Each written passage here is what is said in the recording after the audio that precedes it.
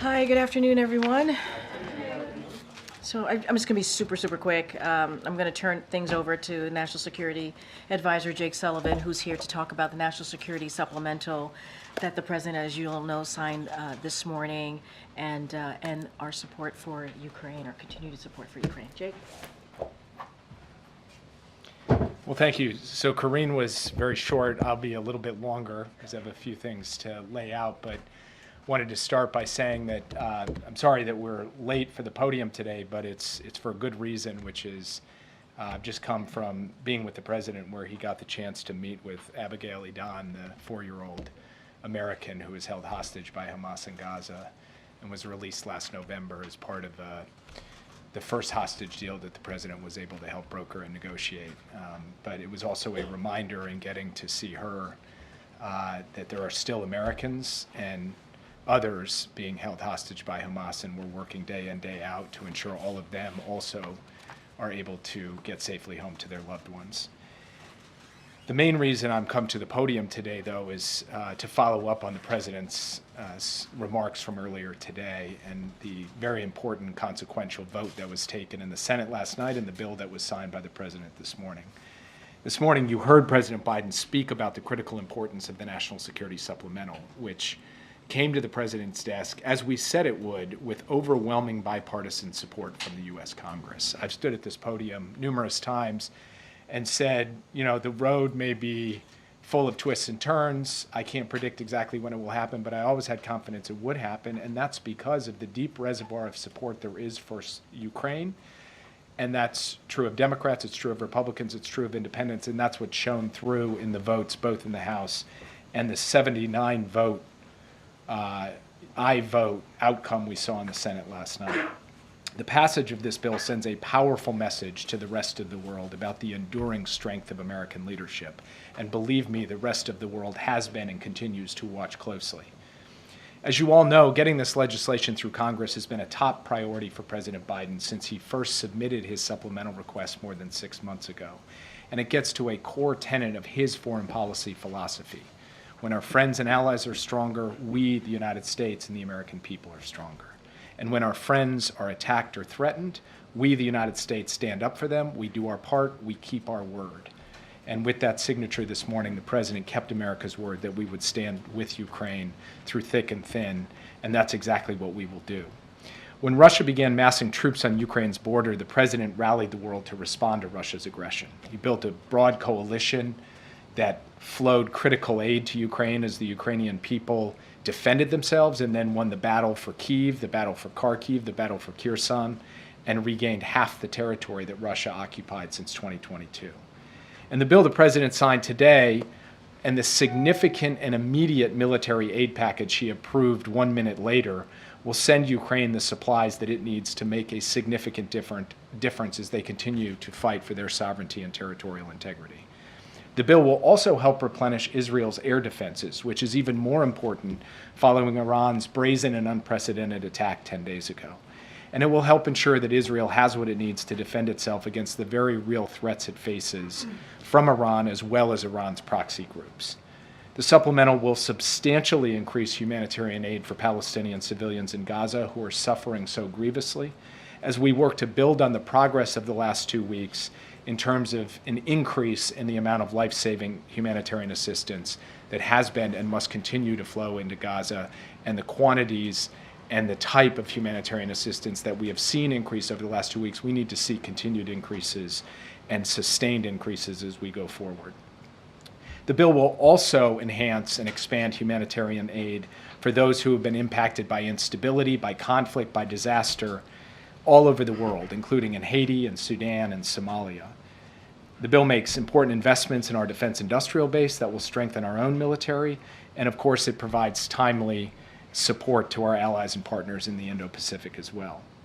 Getting this bill passed entailed months of advocacy, hands-on work by President Biden himself, by his White House team, by his national security team, and countless briefings, meetings, hearings by departments and agencies across our government for the Congress in both the House and the Senate. It was a long road to secure this funding, and I have to say, standing here today, it was too long. and the consequences of the delay have been felt in Ukraine. Over the past 6 months, Ukraine has had to ration ammunition, and that has resulted in the loss of some territory in the east, including the city of Avdiivka. And while today's announcement is very good news for Ukraine, they are still under severe pressure on the battlefield.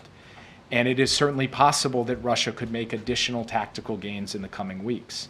Russia has tried to grind out very slow, costly progress on multiple fronts over the past few weeks. They are threatening the town of Chasiv Yar. They are threatening settlements to the west of Avdiivka. And of course, they're raining hell down on Kharkiv and other cities across Ukraine. The fact is that it's going to take some time for us to dig out of the hole that was created by 6 months of delay before Congress passed the supplemental. And that's why the minute the president signed the supplemental, he turned and signed a very substantial drawdown package that includes urgently needed artillery and HIMARS ammunition, more armored vehicles, javelins, stingers, and air defense interceptors, among other things. These capabilities are going to start moving immediately to make up for lost time. At this critical moment, this is a way to show in deed as well as in word that the United States stands with Ukraine. And despite the challenges that I've just described, I think it is very important for us to underscore that as we look ahead to the rest of 2024, our view is that Ukraine retains key advantages in this fight. Ukraine can and will prevail, and that will be thanks to the bravery of its people, but also the support of its friends. First, the Ukrainian military remains a resilient, brave, and effective fighting force. And even as Ukrainians waited for U.S. security assistance, they were able to impose significant costs on Russia. Since the start of 2024, we estimate that Ukraine has destroyed more than 700 Russian armored vehicles and roughly 250 Russian tanks. Russia, meanwhile, has had to continue to throw its soldiers into the fight without proper training and equipment. Second, our allies, as the president said this morning, have been mobilizing in support of Ukraine alongside us. Just yesterday, the UK announced a significant new package of military aid for Ukraine, alongside major investments that they are making in their defense industrial base, putting their defense budget on a path to reach 2.5% of their GDP by the end of the decade. And the United States welcomes these moves from a stalwart ally. Germany recently announced the donation of another Patriot system to Ukraine. The Czech government, whose prime minister was just here recently, has raised enough money to purchase 500,000 artillery shells for Ukraine, with hundreds of thousands more beyond that to follow. And Estonia recently announced its own ambitious effort to secure even more artillery and other forms of ammunition for Ukraine. And then third, the United States is building up our capacity to support Ukraine. For example, we're investing in our own domestic production of 155 millimeter artillery rounds. Since the start of this conflict, we've more than doubled our monthly production of 155. By the end of this year, we will have doubled it again. And as a result, we're going to be able to provide from our own production steady and significant supplies of artillery to Ukraine. We are also providing Ukraine with new capabilities. I'm able to confirm, as you've heard from others, that in February, the president directed his team to provide Ukraine with a significant number of ATACMS missiles for use inside Ukraine's sovereign territory. That shipment started moving in March as part of the PDA that the president authorized on March 12th, and those missiles have arrived in Ukraine. This followed Russia's procurement and use of North Korea's ballistic missiles against Ukraine, as well as Russia's renewed and escalating attacks against civilian infrastructure in Ukraine. Until recently, as we've said on many occasions, we were unable to provide these ATACMS because of readiness concerns. But behind the scenes, the administration across the board has worked relentlessly to address those concerns. We now have a significant number of ATACMS coming off the production line and entering U.S. stocks. And as a result, we can move forward with providing ATACMS while also sustaining the readiness of the U.S. armed forces. The path ahead will not be easy. Russia is going to continue to press its attacks against Ukrainian defenses. But for the reasons that I have laid out, over time we assess that Ukraine's position in this conflict will improve, and we believe that Ukraine can and will win. As I've said from this podium before, no one in this room and no one anywhere else should underestimate the Ukrainian people.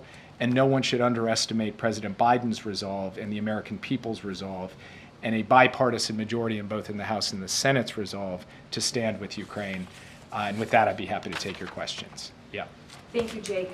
How big of an impact will these long-range ATACMS have on the battlefield in Ukraine? And will more long-range ATACMS be sent to Ukraine as part of this $60 billion aid package? So we've, as I said in my opening comments, we've already sent some. We will send more now that we have additional both authority and money. I'm not going to get into specific numbers for operational reasons. I believe they will make a difference, but as I've said before at this podium, and as you've heard from Secretary Austin, the chairman, and other senior military officials, there is no silver bullet in this conflict. One capability is not going to be the ultimate solution. It is an amalgam of capabilities that come together and combine with the bravery and skill of Ukraine's fighters that's going to make the difference in this conflict. So we think it's good that we're able to provide them, but I don't expect to stand before you and say one capability has been the silver bullet in this conflict. Are you worried that it could provoke Russia because they had said that sending these long-range missiles could be crossing a red line? What we have seen from the Russians is their willingness to accept long-range missiles from other countries, specifically North Korea. They have used those in the battlefield. They have used them to attack Ukrainian civilians as well. So from our perspective, now that we've resolved our readiness concerns, being able to step up and provide our own capabilities to Ukraine, as partners of ours have, the UK, the French, others, we think it's appropriate to do at this moment. We think it is a good capability in this phase of the conflict for Ukraine, and we will stand behind that foursquare. Yeah. Jake, on Israel, they've made a number of commitments in terms of what they need to do on the ground in order to receive the aid that they're getting from the United States. With the reports that we've seen of mass graves at 2 medical facilities in Gaza that they destroyed, is it your current view that they are living up to those commitments? Well, those reports were deeply disturbing. We have been in touch at multiple levels with the Israeli government. We want answers. We want to understand exactly what happened. You've seen some public commentary from the IDF on that, but we want to know the specifics of what the circumstances of this were, and we want to see this thoroughly and transparently investigated so that the whole world can have a comprehensive answer, and we, the United States, can as well. I can't speak beyond that because, of course, we're in the early days of fully understanding what happened. We also received a series of commitments from the Israeli government with respect to the facilitation of humanitarian assistance. President, that's all for today, Jake. Time's up. that's the gong show. President Biden spoke with Prime Minister Netanyahu a little more than 2 weeks ago. And in the time that has unfolded since his conversation with Prime Minister Netanyahu, we have seen a marked increase in the amount of humanitarian assistance that has gone into Gaza, and importantly, a very significant increase in the amount of assistance that has gone to northern Gaza, where the UN and others had told us the challenges of malnutrition and potential famine were most acute. So we think we have made a significant set of steps forward on this, but, and this is a very important but, it needs to be sustained and it needs to be increased even further. We've seen moves at Ashdod. We've seen initial moves through crossings in the north. Again, those are good steps, but we need to see that expanded, institutionalized, and ensure that on a steady basis, the level and intensity and scope of humanitarian assistance meets the need, and we're going to stay focused until we ensure that that is the case. Yeah. Thanks, Jake. What kind of mechanism does the U.S. have in place to ensure that these long-range ATACMS will only be used within Ukrainian territory and will not be fired into Russian territory? Well, we now have an extended period of time where we have tested these commitments from the Ukrainian government, which they have made with respect to other systems as well, including HIMARS, where they have said we will only use these on Ukrainian sovereign territory. We won't use them beyond the borders of Ukraine. They have followed through on that commitment time and time again with respect to the systems that we have provided them, so we have confidence they will follow through on this commitment as well. And then on this new hostage video that was just released by Hamas of Kurd over Poland, what's your understanding of why Hamas is releasing this video now? Is it because the U.S. was insisting on some proof of life, or is this a provocation of some sort? We have insisted on proof of life. We have insisted on the release of all of these hostages from the beginning. And so there's been no change in our position with respect to proof of life. So I can't speak to what has caused them to choose to release the video at this time. All I can say is this is an innocent young man being held hostage by a terrorist organization, and he should be released immediately without condition and without delay. I have not had the personal opportunity to speak with his parents since this video was released. I'm intending to do that. I don't want to speak further on this because of the sensitivity of the issue, other than to say I was just sitting with the President of the United States going through all of the Americans being held hostage and what we can do about them, what their status is. It's something he's personally very focused on, even as he celebrates Abigail's release. So this is something we will continue to make a paramount priority for President Biden and for the United States. I know you don't want to detail it much further, but just for clarity, can you assess, is there any assessment of how recent this video was made, if this was made just days after? He does have sort of a date stamp and how long he says he's been held. What is the U.S.'s understanding on that? And separately, can you pull back the curtain on the visit with Abigail Adam and her family? You were there. How is she, her spirits, her family? What was the moment like? What were the interactions like? If you could invite us into that room. The moment that we got the video that showed Hirsch, we gave it to the FBI Hostage Fusion Recovery Cell. Those are the experts who have the technical capacity to actually look at that video and discern, or at least assess with as much specificity as possible, the answers to your questions. They are in the process of doing that. I'm not going to get ahead of that assessment to make any judgments about time, recency, et cetera. I will let them make those judgments, and then when we have something we can share publicly in light of all the sensitivities, we'll share it with you. President Biden will speak to this himself because this was his meeting, his opportunity to see Abigail, to see her family, to see her siblings. Abigail and her two siblings had their parents killed on October 7th, so they're still living with the tragedy and the trauma of that. Abigail, of course, is living with the trauma of being held captive for many weeks. But this was a moment of joy as well because she was able to be returned safely to her family. And I think for the president, the most important thing was it was a reminder of the work still to do and how important it is for him personally and for the government to do all that we can to secure a ceasefire and hostage deal so that everybody can come home. Yeah. Thanks, Jake.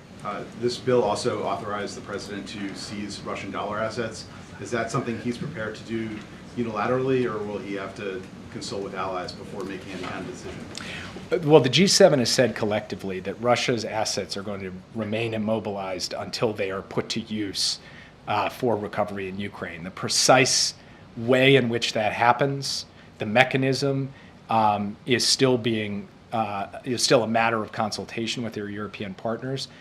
Look, the ideal is that we all move together, that Europe and the United States, especially since the bulk of the assets are held in Europe, come up with a common way forward for how we ensure that these sovereign assets actually go to work rebuilding and reconstructing Ukraine.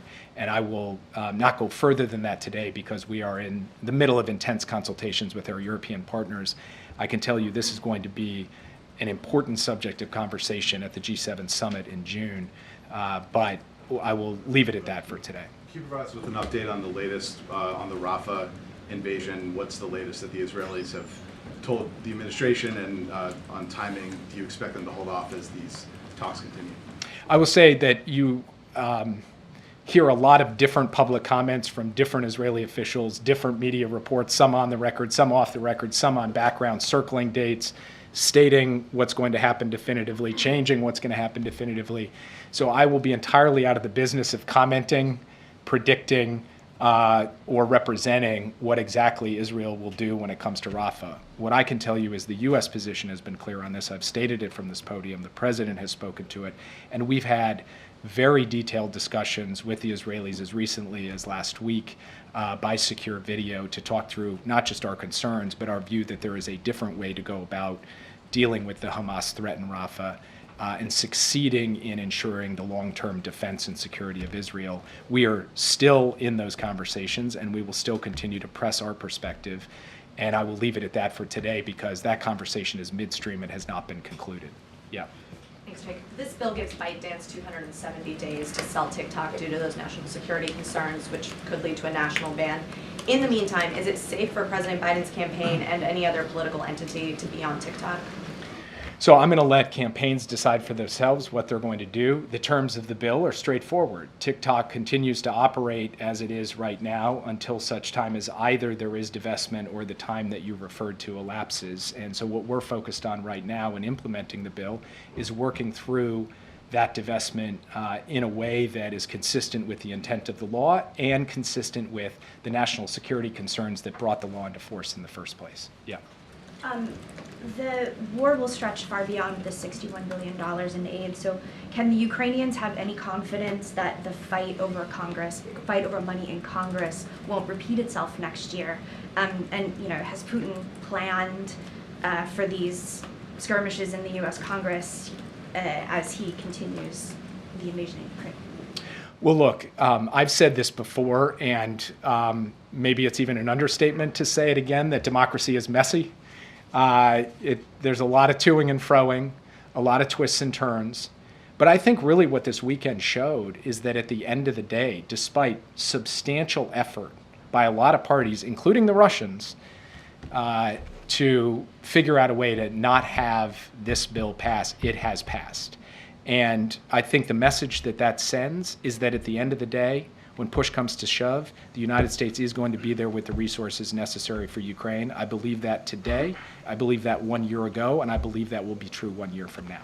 Yeah, thanks, Jake. You referred to the hole that was dug because of the 6-month delay in Congress. How deep is that hole? How much did Ukraine lose on the battlefield as a result of inaction? And secondly, how long does the U.S. expect this $61 billion to last before it is completely withdrawn? So you can measure the impact in different ways. With respect to actual territory, we're talking about tactical losses in the East, not some fundamental structural shift in the underlying dynamic of the conflict. But you can also measure it just in terms of the wear and tear it places on a frontline unit who has to ration ammunition because they're not getting the steady flows. And that's a bit more incalculable. And the president referred in his remarks earlier today to the reports of Ukrainian troops literally cheering in the trenches, watching on their phones as the House passed the bill over the weekend. That goes to show you how closely they are following the U.S. Congress, because it means the difference between having the tools they need to put up that fight effectively and not having those tools. So our view is that has caused, obviously, some significant wear and tear on the forces, as well as some tactical losses on the battlefield, and has also created the existing pressure that we see even today with Russian units pushing forward in places they were not previously pushing forward. But we also believe, as I laid out, maybe in too much detail for some of you, that there are fundamental structural drivers that favor Ukraine here. And part of that is about what the U.S. industrial base can produce. Part of it is about what the Europeans have stepped up to do in really significant ways over the course of the last 6 months. And we are urging them to keep that going, even as the U.S. has delivered $60 billion.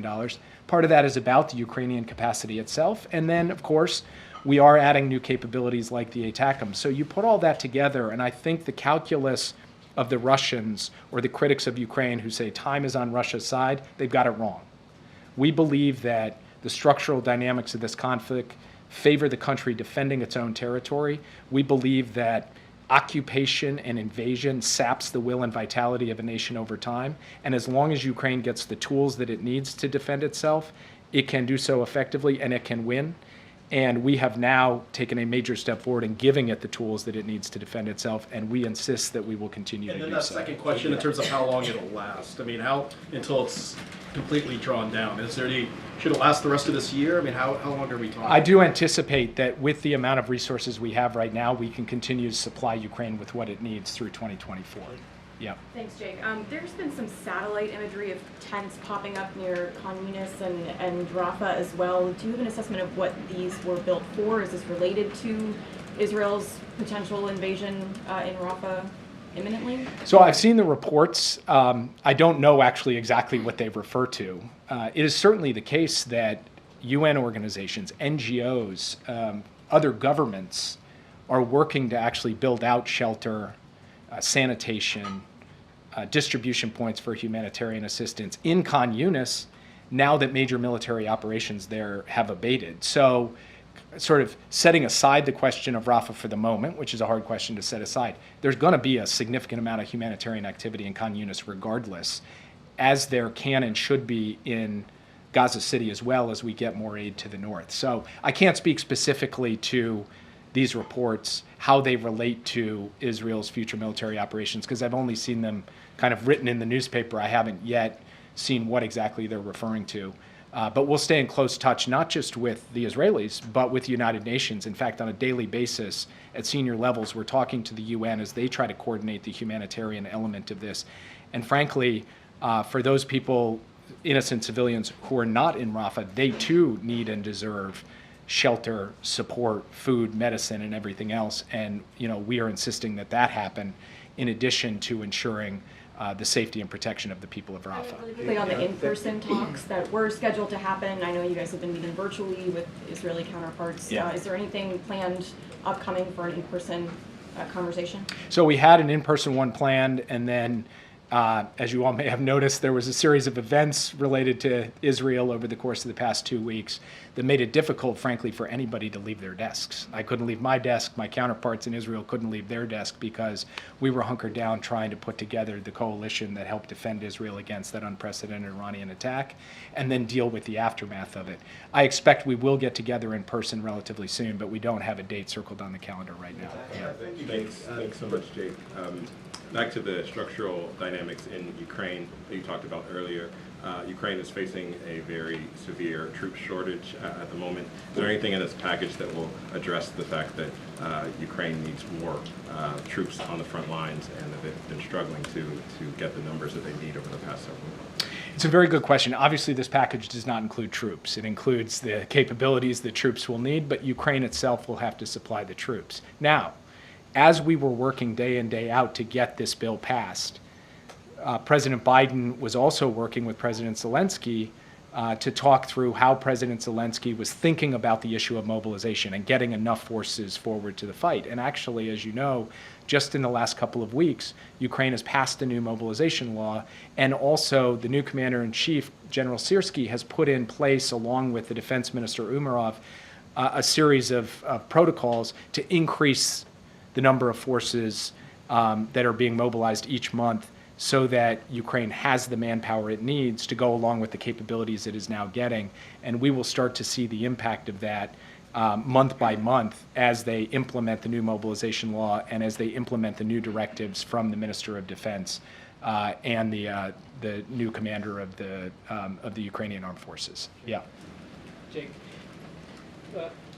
the North Korean envoy has recently sent to Iran, and considering the fact that both ballistic missiles and the Shahed drones been sent to Ukraine to fight against the Ukrainian forces, can I get your comment on that, please? Well, the president today made a comment that, I'll just repeat, which is for the 6 months that we were not actually passing the necessary resources for Ukraine, Putin was looking to his friends, and he was getting those drones from Iran, he was getting those missiles from North Korea, and he was getting support for the Russian defense industrial base from China. And that is not lost on us. It's something that we are dealing with on all three fronts, and we will continue to do that. And you've heard Secretary Blinken, obviously, who's now in Beijing, speak to our concerns with respect to the PRC and its support for Russia's defense industrial base. And we have been vocal from this podium about both North Korea and Iran, and will continue to be. Yeah. Thank you, Jake.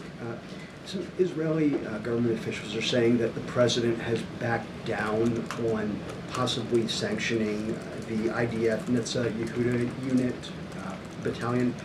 Is there any truth to that? Is that still under consideration? And if not, why not?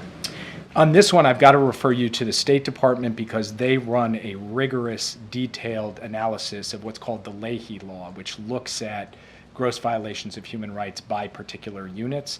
It has been taking a look at these questions for multiple countries, and it wouldn't be appropriate for me to speak on their behalf, so the State Department will ultimately have to speak to this. I would only point out that the nomenclature of sanction is not accurate. What we are talking about here is if the Leahy law is implemented, it has implications for how we deal with a particular unit, but it's not in the classic sense a sanction.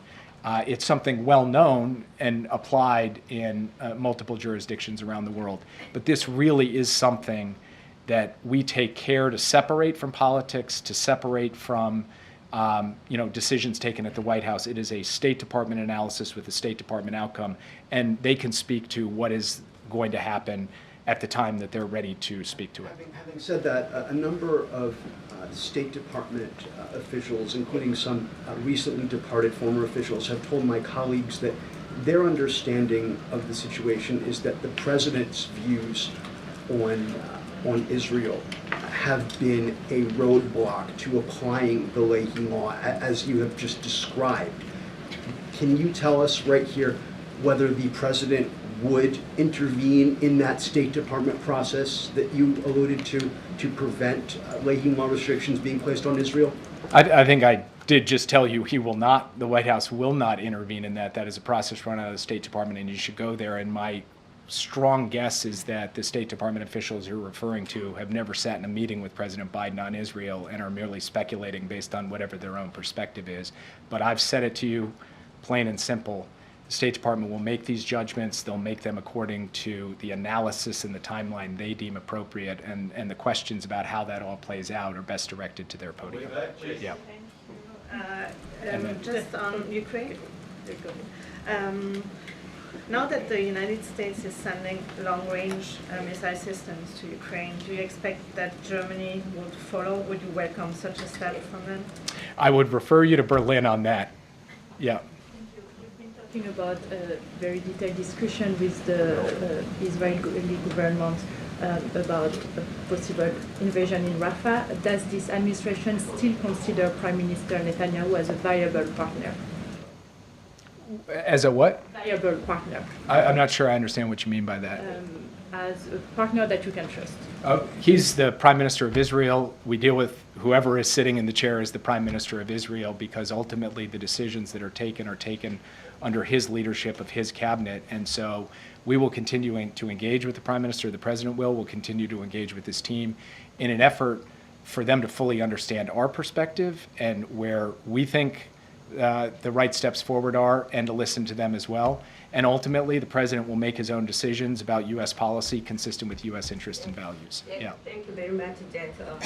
On the Iran, North Korea, and Russia, it was reported that the North Korea's economic delegations will be dispatched to Iran to discuss nuclear and missile cooperation with Iran.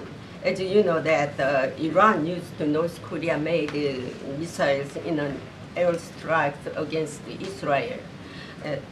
What impact do you predict that military cooperation between Iran, North Korea, and Russia will have on the Middle East situation and the Korean Peninsula?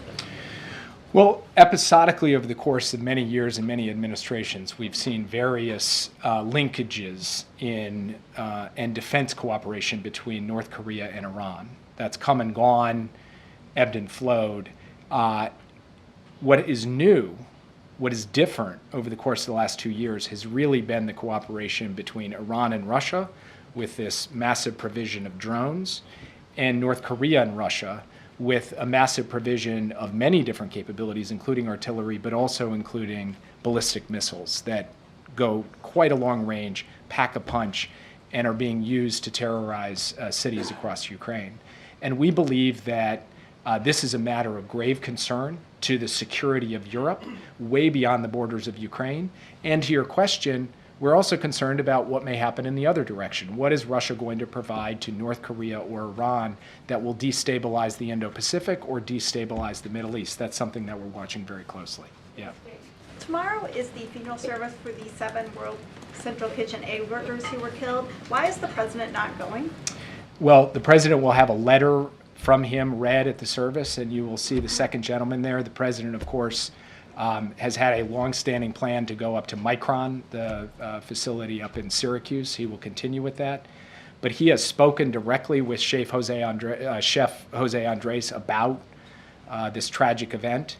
And of course, in the immediate aftermath of it, he picked up the phone, he called Bibi Netanyahu, and what we have seen since then, as I was speaking about before with respect to the provision and facilitation of humanitarian assistance, has been a significant difference. But the administration will be well represented at that event. Yeah. Thank you. Two questions. One on Iran. Part of the bill that was signed by the president today had a collection of sanctions on Iran, on the Islamic Republic, namely human rights, drones, their dealings with China, the oil export. What is the administration trying to achieve with this set of sanctions that has not already achieved in the past 3 years? And my second question is about this National Security Memorandum 20, which is an independent task which they called the suspension of the U.S. arms transfer to Israel, because they are accusing Israel Defense Forces of a systematic pattern of war crimes. What does the administration say about this? So on National Security Memorandum 20, which the President signed some weeks ago, we have a report that will be sent up to the Congress in early May. That report will analyze the elements of National Security Memorandum 20, and obviously then we will present the findings of that to all of you as well. And I'm not going to get ahead of that report. I think we should let them work through rigorously the analysis, which will be done on an interagency basis by the U.S. government. And your first question was about Iran sanctions. Look, I think the moment we're in right now that's quite different from where we were just a few weeks ago is you've actually had the G7 come out together and say that we need to impose additional economic measures, additional sanctions, additional pressure on Iran for this brazen and unprecedented attack against Israel with more than 300 missiles and drones fired at Israeli territory. The EU has moved. The UK has moved, the United States has moved, and we will continue to move, and extra authorities from Congress can help add to the types of forms of pressure that we can place and the type of isolation we can generate with respect to Iran, which is acting in ways that are fundamentally irresponsible and destabilizing to peace and stability in the Middle East. I'll take one more question. Yeah. I wanted to follow up on, I know you had to not go to Riyadh, to Saudi Arabia. I hope you're feeling better, by the way. Thank you. But has that been rescheduled first? And secondly, can you give us an update on sort of what movement there has been on these normalization talks between Saudi Arabia and Israel? I do expect to get to Saudi Arabia in the next few weeks. We haven't literally scheduled it because things have been a bit in flux, but we will get it back on the calendar in the near term. I'll let you know when I plan to get out there. Thank you for your concern. I do feel quite a bit better. But as any of you who've cracked a rib know, it takes a long time. So call me at 80% right now. Meanwhile, I'm physically deteriorating in all other ways, but that's a matter for another time. And then in terms of where we are in normalization talks, I really want to have the opportunity to sit with the senior Saudi leadership, get their perspective in person, be happy to report back to you after that. It's something that we want to continue to work on, although every week or so I read a new story about how there's a renewed initiative, a different initiative, a new, this is steady, consistent diplomacy aiming at an endpoint that we've been quite clear about, but there haven't been any kind of dramatic developments over the course of the past few weeks. It's something we continue to work at. We'll talk with the Saudis, we'll see where we are, and obviously we have to talk with the Israelis as well because they would be a part of the larger outcome here if we could generate it. And with that, I'll turn it over to Karine. Thanks, everybody. Thank you. All right.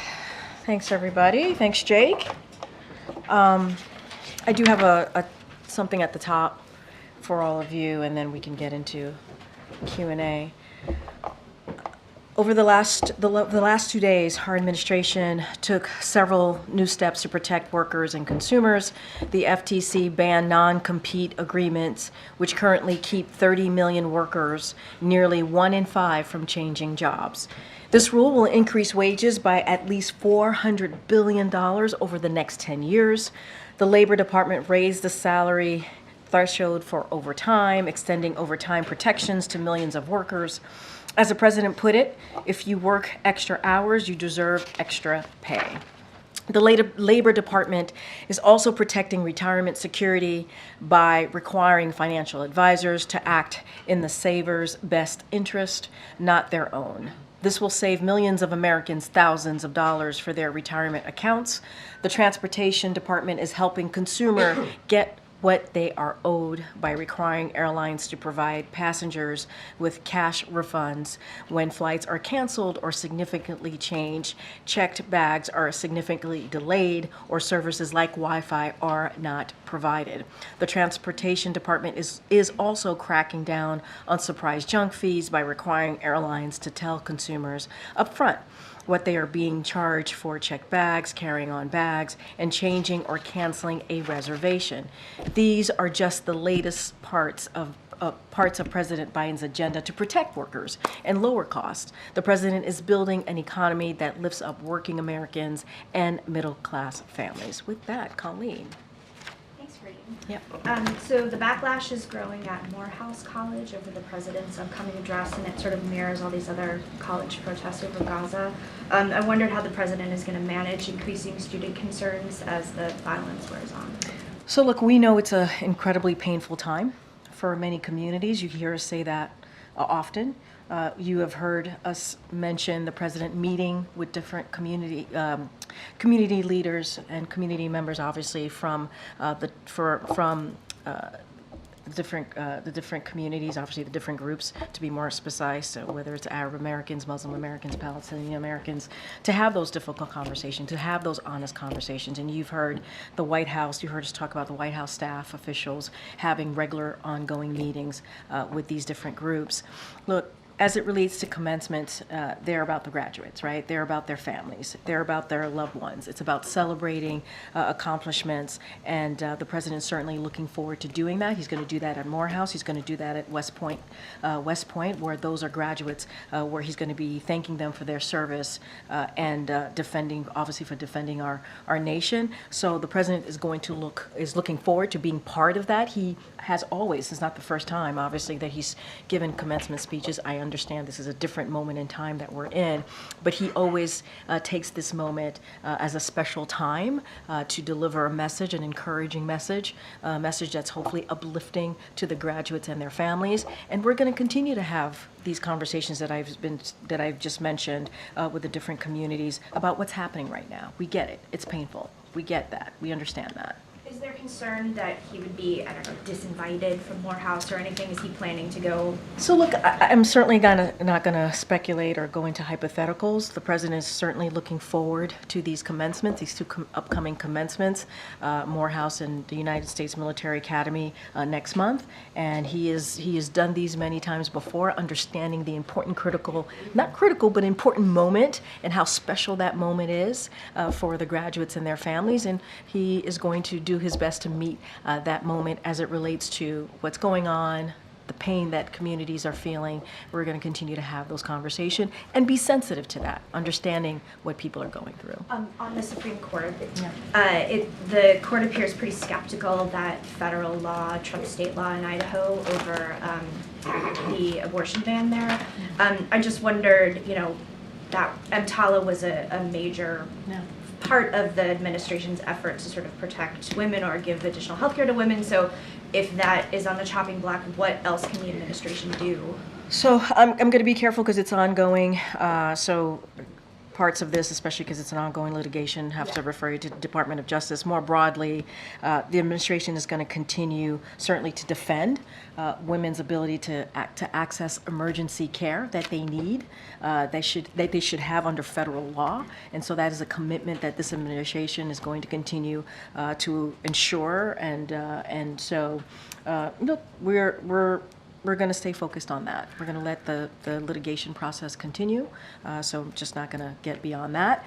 But more broadly, we believe that women should not be denied the access of health care that they need. We've been very clear in the Biden-Harris administration about how important it is that women get that emergency care. We're talking about lives. We're talking about women's lives here, and being able to make those all-important decisions on their health care. We've been consistent about that. We're going to continue that fight.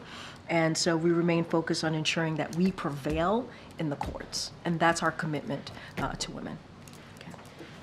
Thanks, Karine. The House Speaker is heading to Colombia today. He's calling on the President of Colombia to resign.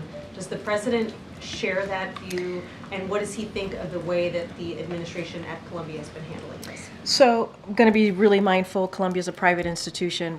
We've been very consistent here about not commenting on personnel matters. That's something for Columbia University, obviously the board to speak to, and the president, right, to make that decision. So I'm not going to comment on that. That is obviously the speaker's privilege to speak for himself and what he sees. Look, I would say more broadly, and I said this moments ago, this is a deeply painful moment for many communities, and we understand that. The president believes that free speech, debate, and non-discrimination on college campuses are important. They're important American values, and that, and so he'll always be very clear. We will always be very clear about that here. But protests must be peaceful. Students must be safe. When we see violent rhetoric, we have to call that out. When we see physical intimidation or grotesque anti-Semitic remarks, we have to speak that out. And you saw that from the president's statement when this president's statement on Passover. He talked about that. He talked about action, taking action, and making sure that we're calling that out. So we're going to continue to do that forcefully, condemn anti-Semitism from this administration. We're going to continue to do that. We're implementing, as you know, the first ever national strategic effort to counter anti-Semitism, because there should be no place in this country when it relates to that type of hate. We saw what happened in 2017, Charlottesville. That was one of the reasons that this president decided to run in 2020.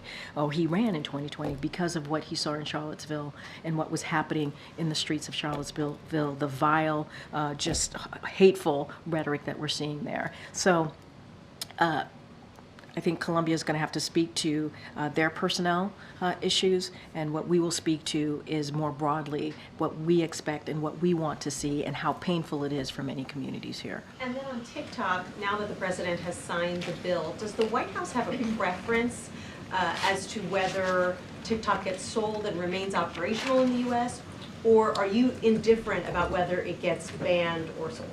Well, first of all, we've been very clear, members of Congress have been very clear. We do not want to see a ban. This is not about a ban. This is about divestment, selling, right, being sold. This is about our national security. This is not concerns about Americans using TikTok. This is about PRC ownership, right? This is about the control of TikTok. And so I want to be super, super clear. And so that's what members of Congress move forward with. That's what we supported. So we wanted to see a divestment. We want it to see it being sold, and we do not seek a ban. That is not what this bill is about, or this now law is about.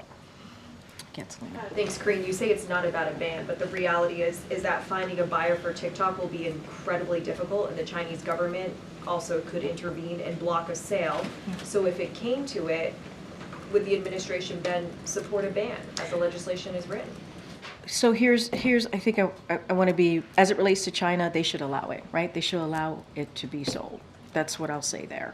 As it relates to the bill, the law now, there's time. We got to see how this plays out. We believe that it is possible. There are already American investors who are willing and are interested in buying TikTok. So the interest is there. It's not like there isn't any.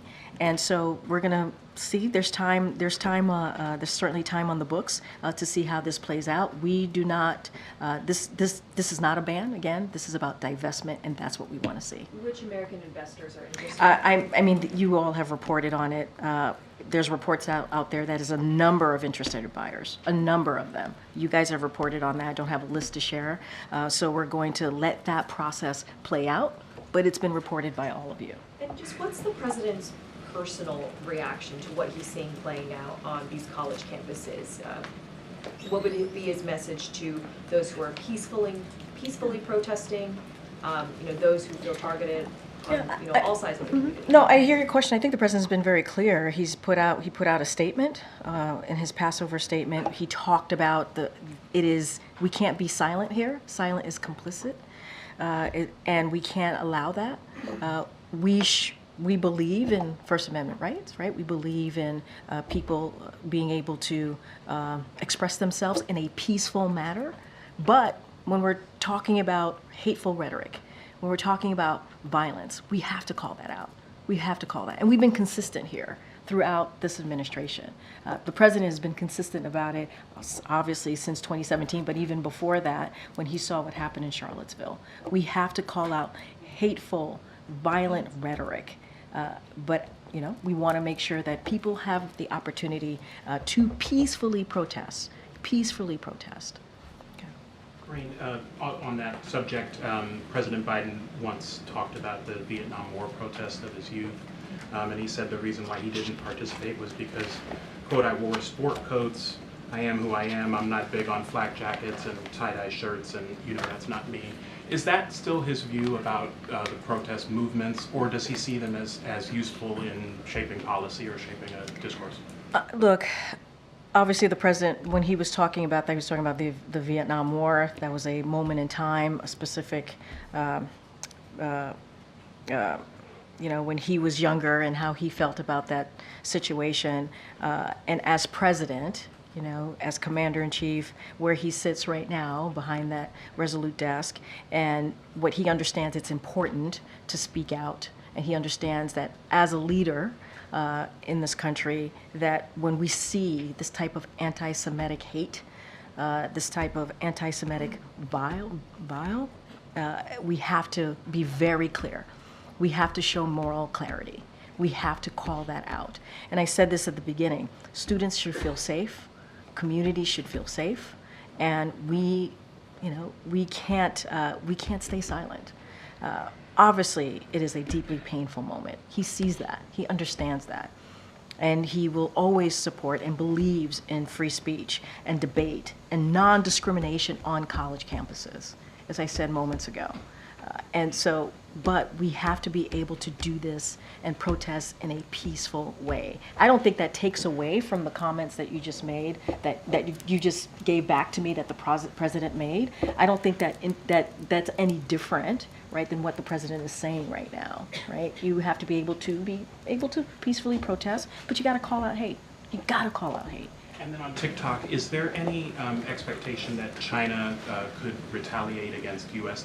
tech companies that are operating there? I mean, look, I can't speak for the Chinese government. I can't. I mean, that's a hypothetical. I can't speak to that. I can only speak to the importance of this law moving forward, this bill moving forward. Obviously, the president signed today, so it's now law, and the importance of making sure that we move forward with that divestment of TikTok. We're talking about national security. We're talking about making sure we're protecting Americans' privacy, and that's what this is about.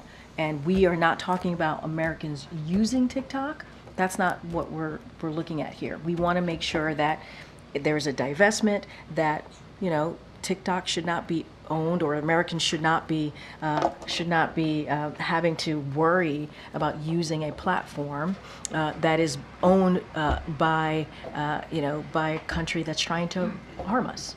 That's the national security concern here. And will this law survive a constitutional challenge?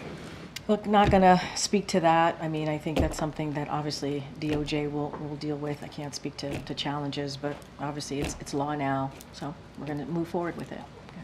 Thank you. We are seeing some of these on-campus protests really heighten tensions and escalation across the country, not just at Columbia, but at public universities, UT Austin, USC in California. Is there any concern about how law enforcement is handling these protesters?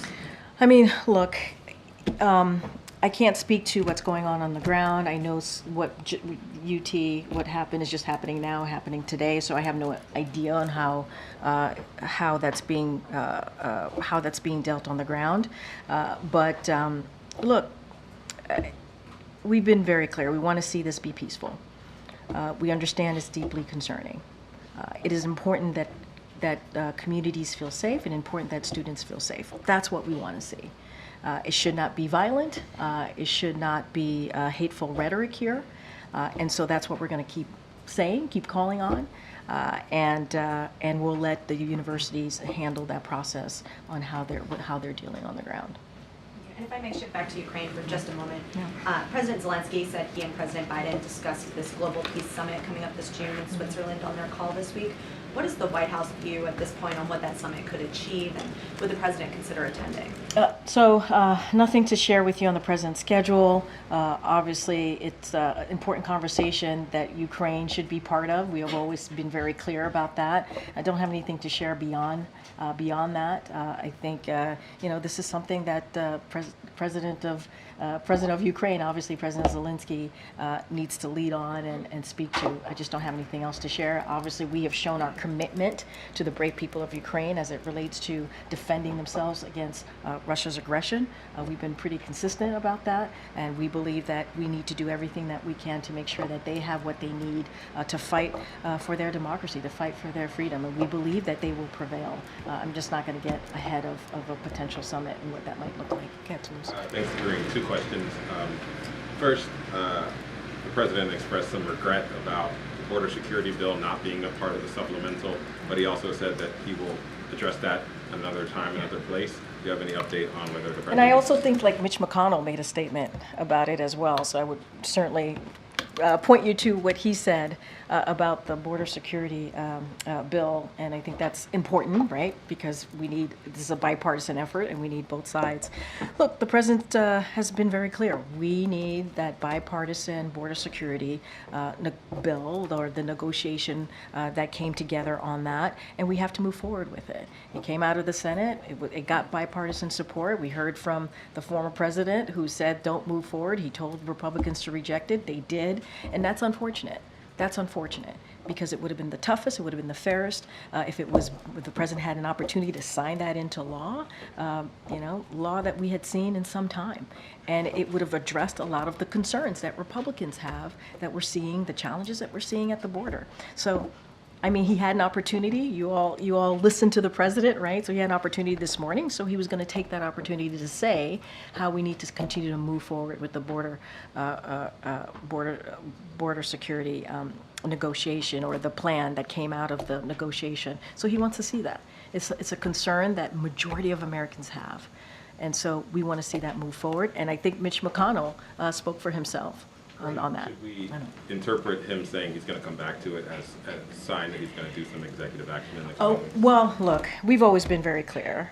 No executive action is actually going to do what that border security plan would have done, right? We believe that was in order to move forward, to deal with the challenges at the border, in order to actually deal with what we've been seeing with immigration, a broken immigration system that we have seen for decades. That's the way to move forward. Obviously, we're always going to look at our options, but we believe there's still an opportunity here. There's still an opportunity here, and I think Leader McConnell was pretty clear about that too today.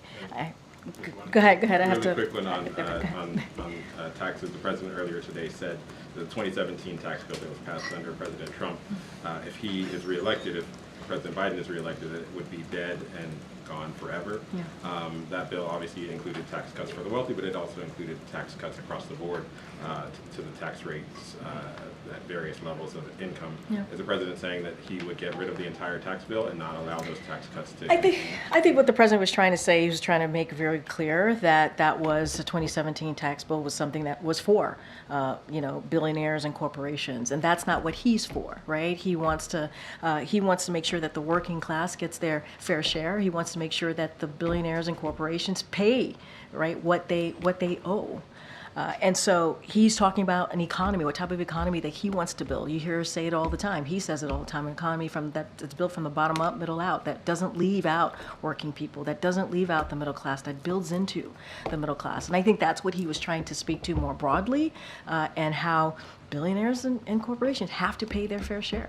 He's always been very clear about that. And 2017 tax bill does not do that. It does the opposite of that. And that's what we've seen from Republicans continuing, like when they put out their budget recently, that's what they're doing. They want to give them a break. And what the president wants to do is give the middle class a break. He wants to give working people a break. And you've seen that from his legislation that's been passed in trying to make sure that we do not leave communities behind. Communities that have been left behind for decades now. Okay, Peter, I have to go into the Oval Office. Two quick ones. One that developed in the last hour, which is on the third attempt in the last 3 weeks. Arizona State House lawmakers just passed a bill that would repeal the near total ban on abortion in Arizona. The White House's view on that, and now, of course, moves to the state Senate. Okay, so look, you've heard us talk about the 1864 law and how it just sets us back. 1864. We're in 2024, and there's a law that that they wanted to move forward with that obviously would hurt women. Would hurt our reproductive rights and hurt our, obviously, women to make a decision about their health care. And so if this is, I have not seen that report, but if this is the case, that it has been repealed in one of the chambers, that's a good thing, right? We're moving forward in the right direction. We're moving forward to where we are today in 2024, where we should be protecting our freedom, protecting a woman's right to make a very personal decision about her body. And then last one quickly, I know you got to go, but Yeah. the president didn't mention the words TikTok, or maybe that's one word, TikTok, with no space between the two, in his comments earlier today. So if you had That's an so elevator, precise. if you had an elevator pitch, there was 170 million Americans who use TikTok right now. What is the simple statement to those Americans right now who are saying the President of the United States just proposed or signed legislation that could ban a platform that I rely on in some cases for my livelihood? I think I would just say what I've been repeating here from this podium for the past few minutes here, which is this is not a ban. This is about divestment. This is about our national security. We are not saying that we do not want Americans to use TikTok. That is not what we're protected. And that is what this is about. And so we believe this law will get us there. We believe that we will be able to divest, that TikTok would be able to divest. We believe that there is interest in folks who want to buy TikTok, and we want to get there. We want to get there. This is, the president wants to protect Americans, and he wants to protect American privacy. He wants to protect Americans from a country in this instance that wants to potentially do us harm, and that's what he believes is important. We're not saying we do not want TikTok to exist. We're not saying that we do not want Americans to use TikTok. We want to make sure that it's done in a way that we protect our national security and that we protect Americans. All right, everybody. I got to go to the Oval. Thanks, everybody. Have a good week. I guess I'll see you in New York. If there are any pictures of the president with the Don, if you would share those before the news pass tonight, we'd be great.